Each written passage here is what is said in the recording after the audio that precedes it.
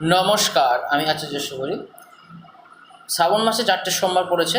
4টে সোমবারের মধ্যে আপনারা যারা শিব ভক্তরা যারা রয়েছেন তারা 4টে সোমবারে একটি বিশেষ বিশেষ কাজগুলি করবেন। প্রথম যে সোমবারটি রয়েছে 22 তারিখ, 29 তারিখ এবং 5 তারিখ এবং 12 তারিখ। এই 4টে সোমবার পড়েছে। 4টে দিন 4টে সোমবারে 4টে বিশেষ বিশেষ করে আলাদাভাবে কাজ করবেন। প্রথম দিন যে সোমবার দিনে সেই দিনে দুধ দিয়ে আপনারা অভিষেক করবেন। তারপরে যে সোমবার রয়েছেন সেটা আপনারা করবেন আপনার দই দিয়ে। তারপরে যে সোমবারটি রয়েছে সেটা আপনারা করবেন মধু দিয়ে। তারপরের সোমবারটা করবেন আপনার ঘি দিয়ে।